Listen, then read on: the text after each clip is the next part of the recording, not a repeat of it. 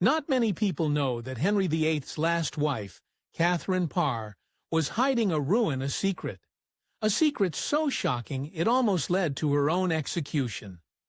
Terrified to share the same fate as the wives that came before her, Katherine saved herself with one brilliant trick. We'll get more into that later on. For a woman in Tudor England, Katherine Parr had a really unique life.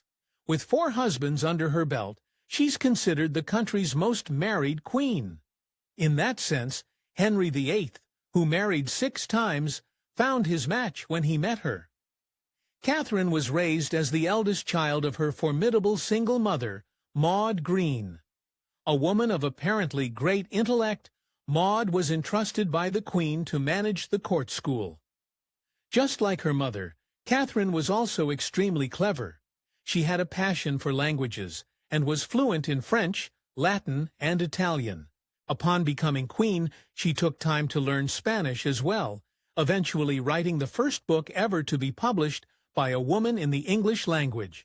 Seriously impressive. When Katherine was just a young girl, she made an eerie prediction about her future.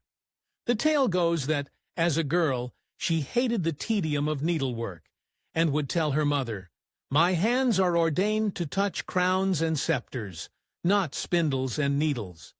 At the age of 17, Katherine made the first of her 4 marriages, but the union was doomed to a heartbreaking end. His name was Sir Edward Berg, and it should have been a fairy tale romance. He was age-appropriate, thankfully, from a wealthy family, and he was a knight. But sadly, he was also in very poor health, and he ended up passing away just 4 years after they were wed. At 21 years old, Katherine was a young and childless widow, left to start all over again. Just 1 year later, she married John Neville, 3rd Baron Latimer, in 1534. Like her first husband, this one was independently wealthy and twice her age, which better aligns with the young widow image that's come to be stuck with Katherine. But this marriage put her into grave danger. During the 1536 Northern uprisings, Katherine and her stepchildren by her second husband were taken as hostages. The rebels informed Lord Latimer that he had to come back home, or they would kill Katherine and his children. Latimer somehow managed to persuade the rebels to let them go. While their return was a miracle, their easy release made many people suspicious, including the king himself. Was Katherine's husband really a victim, or a co-conspirator with the Northerners?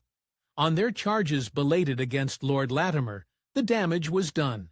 His reputation suffered irreparable harm, and the family escaped the South to avoid the judgment of their peers. Soon after, Lord Latimer fell ill.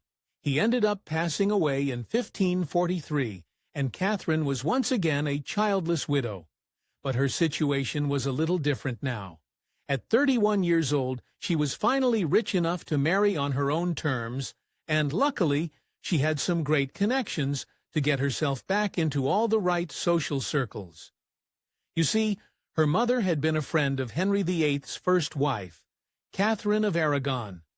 On top of that, when Katherine was younger, she had been best friends with Henry's eldest daughter, Mary Tudor. She was when Katherine entered Mary's social circles that she caught Henry VIII's eye. This must have made for a very awkward situation, though, considering that she was only 4 years older than Mary, and had even met Henry when she was just a child.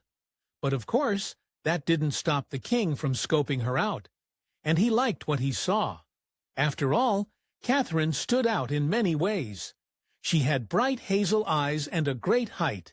According to some sources, she stood as tall as 5'10", which is very tall for a woman in Tudor England. Being very tall himself, maybe Henry liked the idea of finally seeing eye to eye with a companion. But the king wasn't the only man interested in her. The brother of Henry's third wife, Thomas Seymour, was also a serious contender for her heart. In fact, Katherine was deeply in love with him, and started having very serious discussions about marriage. This enraged Henry because he wanted Katherine for himself, and could not stand the idea of losing to another man. So when he asked her to become his sixth wife, Katherine was put in a terrifying position.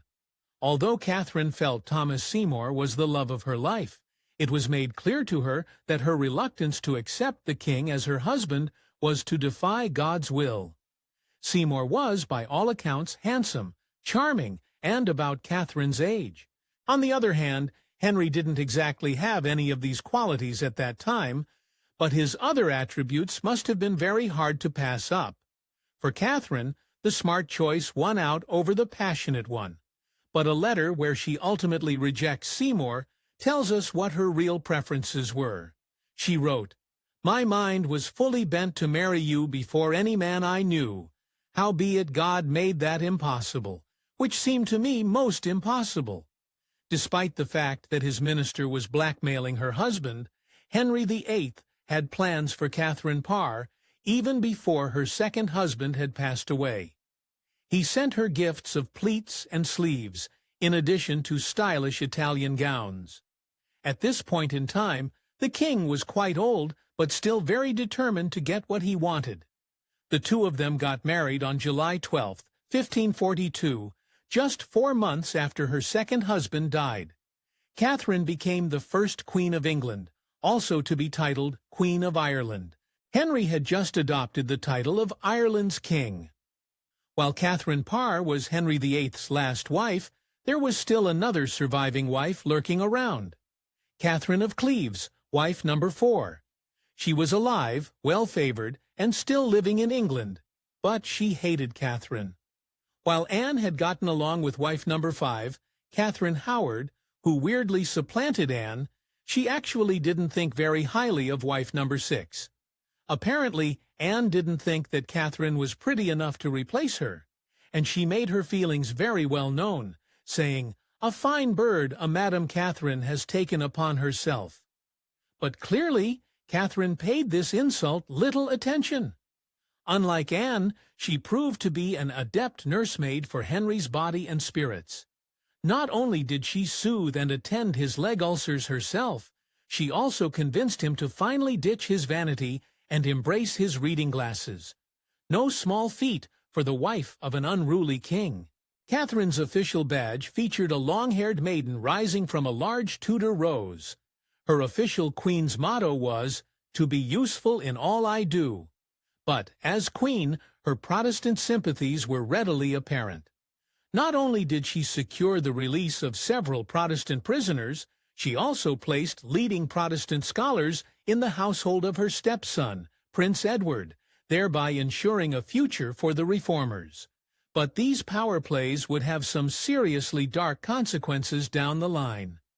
While Catherine and Henry's marriage was pretty solid, those in his court had gotten used to switching things up on the regular.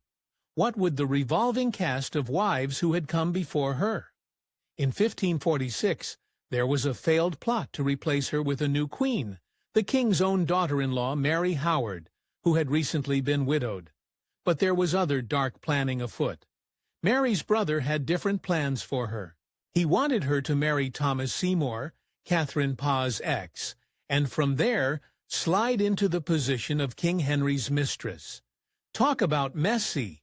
Luckily for Catherine, she was very well liked, especially by her own stepchildren. In fact, the future Elizabeth I of England was a stepchild who Catherine was the closest with, because they both shared a love of learning and language. At 11 years old, Elizabeth gifted her father and stepmother with a translation of Catherine's prayers, or meditation, in French, Italian, and Latin. Catherine would also take charge of Elizabeth's welfare after Henry's death. Catherine famously brought Henry's much-fraught royal family back together. The king's only surviving son, Prince Edward, took a shine to his later stepmother. When he was only 9 years old, he encouraged her in her efforts to improve her own Latin and also asked her to keep his Catholic sister Mary away from evil influences. It's generally believed that Catherine was a really big influence in both Edward and Elizabeth Tudor's Protestant learnings and leanings. Before Henry VIII passed away in 1547, he made many provisions for Catherine's past future. Among them was a decree that she should take custody of his youngest daughter, then 13-year-old Elizabeth Tudor. She also took another studious royal girl as her ward, the future 9 Days Queen, Lady Jane Grey. Unknowingly, Catherine mentored 2 queens of England. In 1547, Henry VIII was finally on his deathbed, and his last tribute to Katherine Parr was heartbreaking. Henry thanked God for finally delivering him so faithful a spouse. He showed his thanks by bequeathing Catherine a 7,000-year pension, which is millions of dollars a year in today's money, plus the right to keep all of the Queen's jewels and clothes. So clearly, he died feeling a sense of immense gratitude towards her. On January 28, 1547, Henry officially passed away, leaving Catherine as Queen Dowager. She was, of course, supposed to take care of his daughter Elizabeth, and presumably stay close to her beloved stepson, Edward, but instead, one scandalous decision tore the family apart forever.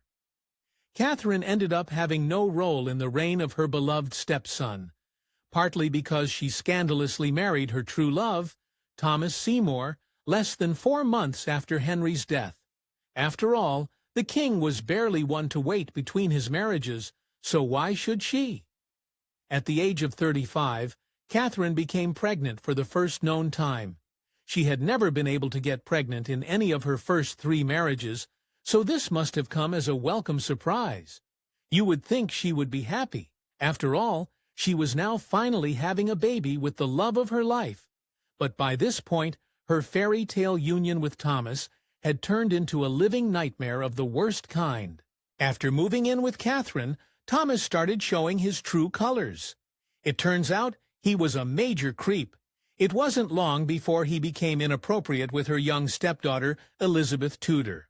Apparently, Thomas would surprise the girl in bed at odd hours for horseplay, and even tried to kiss her.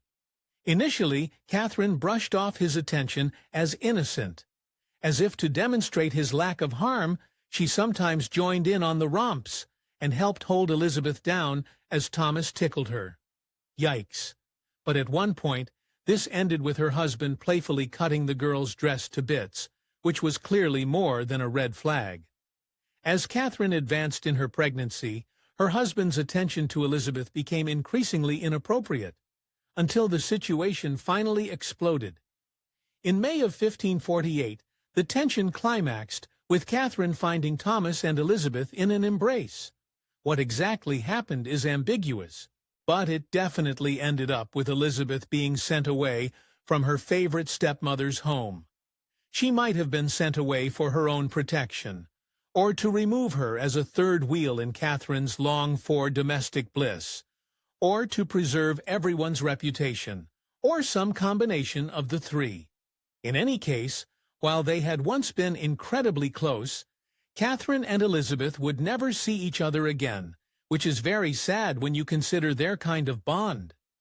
Even after Catherine gave birth to her only child, Mary Seymour, in late August of 1548. But what should have been the happiest day of her life soon turned dire. She suffered from postnatal complications and ended up passing away just 8 days later at the age of 36. Despite being known as the one who survived, Catherine outlived Henry VIII by less than 2 years. Her ending is extra sad, considering how she narrowly avoided the executioner's sword. You see, Catherine knew about the fates of the wives who would come before her, and she knew that she was playing a dangerous game with Henry. In order to avoid his wrath, she had to hide a dark secret. She was a Protestant, pitting her directly against her husband. In 1546, Lord Chancellor Thomas Rea Thessaly and the Catholic faction at court plotted to out her as a heretic. This involved implicating her with Anna Skew, an evangelist who was herself under arrest for heresy, and to whom Catherine was rumored to be sympathetic. While being questioned for heresy, Anna Skew became the first woman on record to ever be a victim of persecution in the Tower of London. Many suspect that this was done so as Skew would give up Catherine and her close ladies in waiting as Protestant themselves.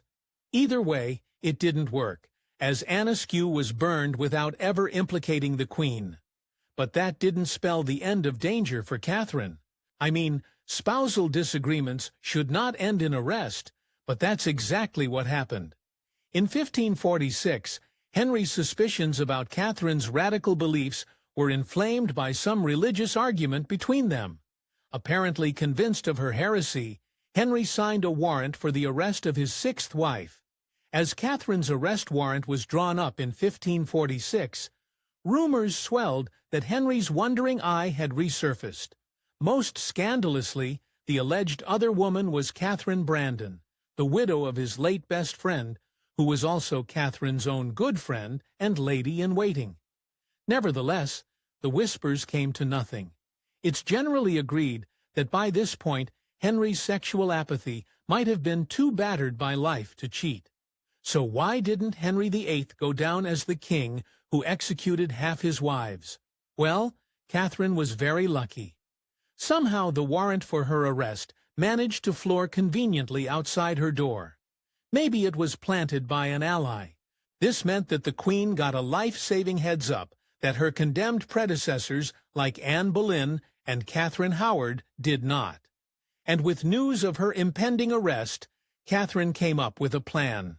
She was able to defend herself from Henry's rage with the ultimate weapons, complete self-deprecation and capitulation to his ego. The next time Henry talked religion with her, Catherine claimed she only argued with him in order to distract him from his festering leg wounds.